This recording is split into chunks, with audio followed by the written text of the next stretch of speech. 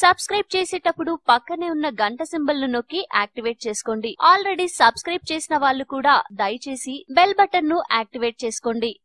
చిలక కొట్టిన పండు చాలా తియ్యగా ఉంటుంది. ఈ విషయం మనలో చాలా మందికి తెలిసిందే. ఇంకా చెప్పాలంటే మనకు అనుభవమే. జామ చెట్టెక్కిన ప్రతిసారి చిలక కొట్టిన పండ్లను గమనించి మరి అది కొట్టిన ప్రాంతం వరకు పక్కకు పెట్టి మిగతాది లాగించేస్తాం. అయితే చిలక కొట్టిన పండే ఎందుకు తియ్యగా ఉంటుంది అనే డౌట్ మీకెప్పుడైనా వచ్చిందా? అయితే దాని వెనుకున్న అసలు లాజిక్ ఏంటో ఇప్పుడు తెలుసుకుందాం. అయితే ఇందులో ఉన్న చిన్న లాజిక్ ఏంటంటే చిలకలు కొట్టిన పండ్లు తియ్యగా ఉండవు. తియ్యగా ఉన్న పండ్లనే చిలకలు కొడతాయి. కాబట్టి చిలక కొట్టిన ప్రతి పండు తియ్యగా ఉంటుంది. సాధారణంగా చిలకలు ఎక్కువగా పండ్ల చెట్ల మీదుంటాయి. ఇదే సమయంలో పండ్లను ఇచ్చే ప్రతి చెట్టు 5 రకాల హార్మోన్లను విడుదల చేస్తుంది. అవి ఆక్సిన్లు, జిబ్బరెల్లిన్లు, సైటోకైనిన్లు, ఇథిలిన్, అబిసిసిక్ ఆమ్లం. ఈ 5 హార్మోన్లలో ఇథిలిన్ పండ్లను త్వరగా పక్వానికి వచ్చేలా ప్రేరేపిస్తుంది. ఇథిలిన్ ఒక రకమైన వాసనతో ఉంటుంది. చిలుకలు వాటిని కనిపెట్టి ఇథిలిన్ సహాయంతో పక్వానికి రాబోతున్న పండును తినే ప్రయత్నం చేస్తాయి. పరిమాణాన్ని బట్టి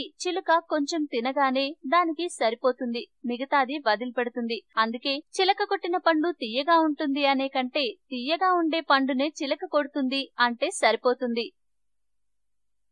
ఈ వీడియో మీకు నచ్చితే లైక్ చేయండి, అందరికీ షేర్ చేయండి, కానీ సబ్స్క్రైబ్ చేయడం మాత్రం మర్చిపోకండి.